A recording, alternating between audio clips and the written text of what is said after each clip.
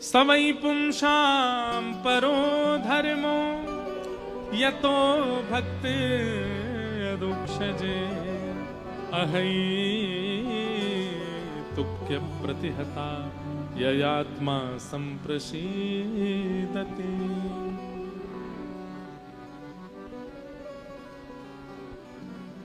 जनाबाई की कथा सुनी आपने? महाराष्ट्र में एक परम भागवत हुई जनाबाई, उनकी कथा कई बार सुनाई है मैंने, लेकिन जनाबाई के साथ में ठाकुर जी ने कैसी लीला की सुनो। जनाबाई श्री नामदेव जी के घर पर रहती थी। नामदेव एक महाराष्ट्र के बहुत बड़े संत हुए, तो नामदेव जी के यहां रहती थी। पूरे दिन तो नामदेव जी के घर में सेवा करती थी। बहुत ध्यान से सुनिएगा सब लोग, इधर देख के सुनो। पूरे दिन तो नामदेव जी के यहां सेवा करती थी और शाम को नामदेव जी कीर्तन करते थे और उस कीर्तन में असंख्य वैष्णव नृत्य करते थे, लेकिन एकमात्र जनाबाई को ठाकुर जी दिखाई देते थे। नामदेव जी जब कीर्तन करते तो ठाकुर जी नाचते हुए आते थे और खूब जोर से नाचते थे। कहते हैं श्री जनाबाई मंदिर नहीं जाती थी, तो नामदेव जी ने एक दिन टोका, ए जना तू मंदिर क्यों नहीं जाती? बोले मंदिर वो जाएं जिनको ठाकुर जी बाहर नहीं मिलते, मुझसे तो रोज मिलने आते हैं। आप जब शाम को कीर्तन करते हो, इतने सारे वैष्णव आते हैं, तब बीच में पीतांबरी पहन करके विठोबा भी आते हैं, विठल भी आते हैं और आके नृत्य करते हैं। तो सब लोग सोचते थे छोटी लाली है, ऐसी बात बनाती है, लेकिन ये वास्तविकता थी। ठाकुर जी आते थे, रोज नाचते थे। एक बार एकादशी थी, बहुत भीड़ लगती है पंडरीनाथ भगवान के दर्शन की एकादशी के दिन। तो जनाबाई आज नामदेव जी से क्या बोली, आज एकादशी है, बोले तो और दिन से आज कीर्तन थोड़ा कम कीजिएगा। बोले क्यों? बोले आप कीर्तन करोगे, विठोबा आएंगे, वो सुबह से थके हुए हैं, और आप बहुत जोर जोर से कीर्तन करोगे तो वो नाचेंगे, और वो नाचेंगे तो पहले से थके हुए और थक जाएंगे। इसलिए मेरी प्रार्थना, आज कीर्तन कम करना। तो सब लोग कहते, बोले अरे जना तू कैसी बात करती है, बल्कि आज तो एकादशी, आज तो और दिन से ज्यादा कीर्तन होगा। तो जनाबाई रोती थी, चरण पकड़ लेती थी, बोले मैं आपके हाथ जोड़ रही हूं, आज कीर्तन कम करना, नहीं तो विठोबा के पांव में दर्द हो जाएगा। लेकिन कौन माने, जब तरंग आती है कीर्तन में तो सब नाचते हैं और जोर जोर से नृत्य होने लगा। इतने में ठाकुर जी आ गए, तो जनाबाई सबके पास जा जा करके बोले मत नाचो, बैठो, आप नाचोगे तो विठोबा भी नाचेगा और उसके पांव में दर्द हो जाएगा, बैठो बैठो, सबको बैठाती। ठाकुर जी बोले ए जना तू सबको बैठा मत, नाचने दे। बोले आपके पांव में दर्द हो जाएगा, आप थके हो सुबह से। तो ठाकुर जी कहते तू चिंता मत कर, ये जब सब चले जाएंगे मैं तेरे से पांव दबाने आ जाऊंगा, तू मेरे पांव दबा लियो। तब भी जनाबाई कोने में बैठी बैठी रोती रहती, और जब खूब जोर से मृदंग बजती तो कान पे हाथ धर लेती, बोले आज इतनी तेज मत बजाओ, वो देखो कितनी जोर से उछल रहे हैं विठल। जब सब चले जाते, सब सो जाते, रोती रोती जनाबाई पुकारती कब आओगे, मुझे पांव दबाना है। तेल लेकर के बैठती, घी लेके बैठती। फिर ठाकुर जी आते रात को, और रात में जैसे ही ठाकुर जी आते जनाबाई की गोद में पांव धर देते, ले दबा ले।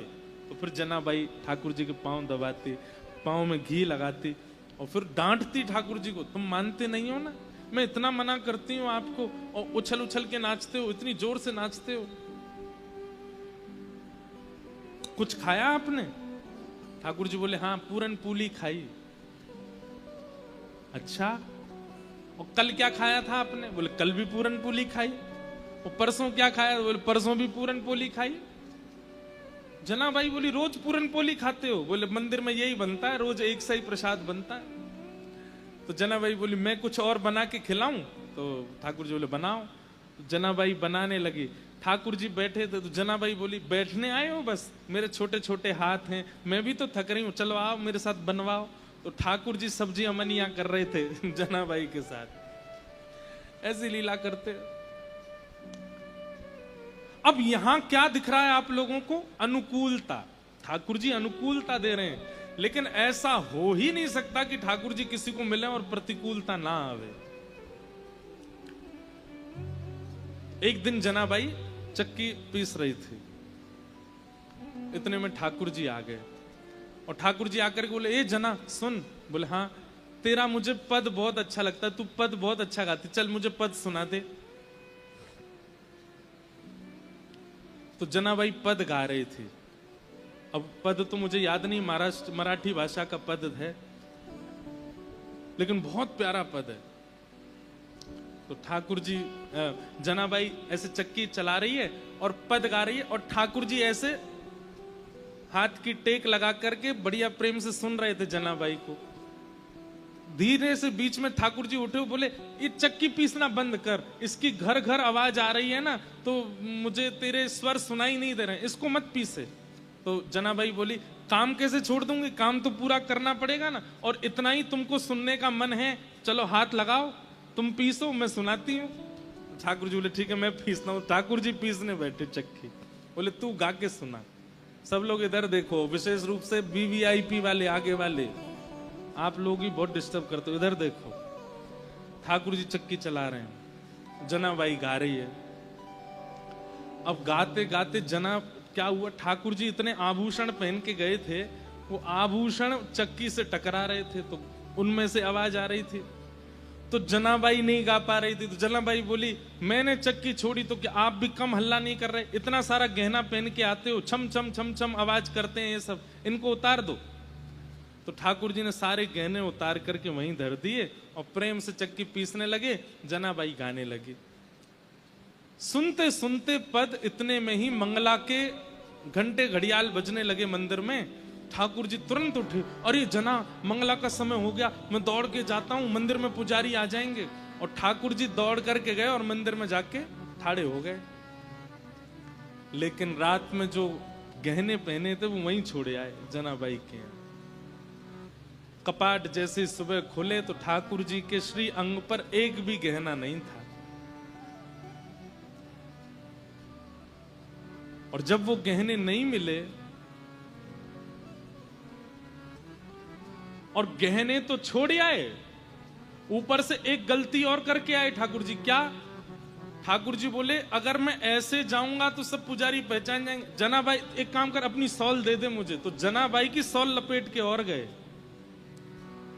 मंदिर में जैसे ही पहुंचे, कपाट खुले, पुजारियों ने जैसे ही देखा ठाकुर जी को, पहले देखा आभूषण कहां गए, ठाकुर जी के आभूषण कौन चोरी कर ले गया। इतने में ही नामदेव जी मंगला का दर्शन करने आए थे, तो मंदिर में हलचल हो रही थी। नामदेव जी बोले क्या हो गया? बोले ठाकुर जी के आभूषण नहीं मिल रहे हैं, कोई चोरी कर ले गया है। तो जैसे ही देखने गए तो आभूषण नहीं देखे, तो वो बोले लेकिन ये सॉल मैंने कहीं देखी है, ये सॉल तो देखी देखी लग रही है, क्योंकि नामदेव जी के घर में जो काम करती जनाबाई उसी की सॉल थी। अचानक से अरे ये तो जनाबाई की सॉल है। पुजारियों ने जैसे सुना जनाबाई की सॉल, बोले महाराज क्षमा कीजिएगा, आपकी जना ही आई है और आकर के सब चोरी करके चली गई है ठाकुर जी का, हम उसे छोड़ेंगे नहीं। जनाबाई यहाँ चक्की पीस के सारा आटा इकट्ठा कर रही थी। इतने में सब पंडा पुजारी पहुंच गए और जनाबाई से जाके बोले ए जना, तेने ठाकुर जी के आभूषण चुराए? अब जनाबाई कुछ बोलती उससे पहले तो पुजारियों को दिख गए कि चक्की के पास में सारे आभूषण रखे हैं। अब जनाबाई, अब ऐसी प्रेम की रीत है, अब जनाबाई क्या समझाए उनको कि पांडुरंग मेरे पास रात को आते हैं, मैं उनके पैर दबाती हूं, उनको गाना सुनाती हूं, कोई मानेगा उनकी बात?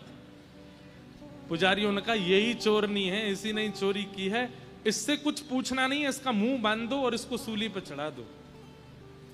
और यही किया, मुख बांध दिया, एक शब्द नहीं सुना उनका, और तभी सूली तैयार करके जनाबाई को चढ़ाने लगे। तो एक पुजारी जी बोले ए जना तेरी कोई अंतिम इच्छा है? तो फिर से जनाबाई ने एक मराठी में फिर एक कीर्तन गाया ठाकुर जी को टोकते हुए, और उसमें पूरे संसार को जनाबाई कहती हैं कि भैया ये प्रीत की रीत बड़ी कठिन है, इनसे प्रेम के मार्ग में अगर आओ तो सोच समझ के आना, ये बहुत खेलते हो।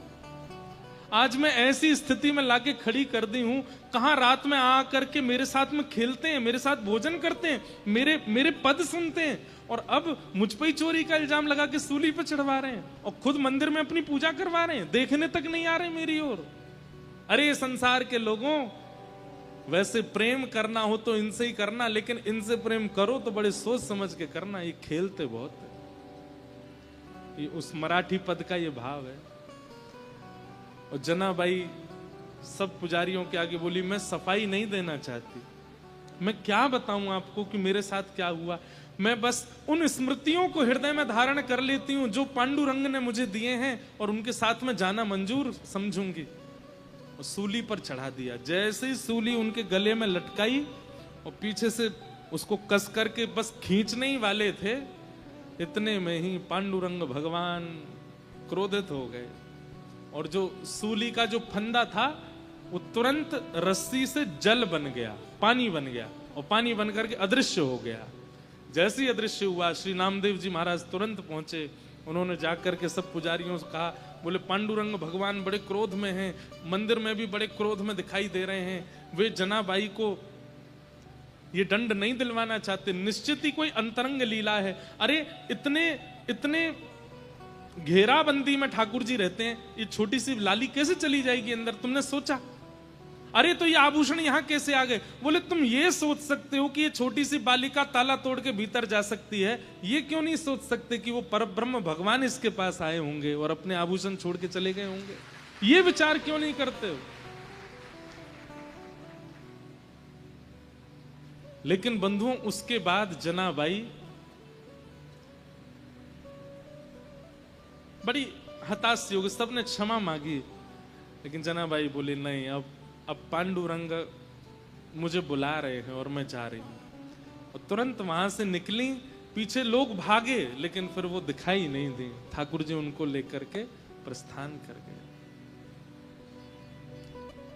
तो भैया ये सावधानी रखना कि ठाकुर जी प्रेम में केवल अनुकूलता देते हैं तो ही आप प्रेम करो, नहीं, ठाकुर जी प्रतिकूलता भी देते हैं, और आपको दोनों सहने के लिए तैयार रहना पड़ेगा, दोनों में अपने आप को तैयार रखना पड़ेगा। ठाकुर जी जैसी स्थिति दें वो सब स्वीकार कर।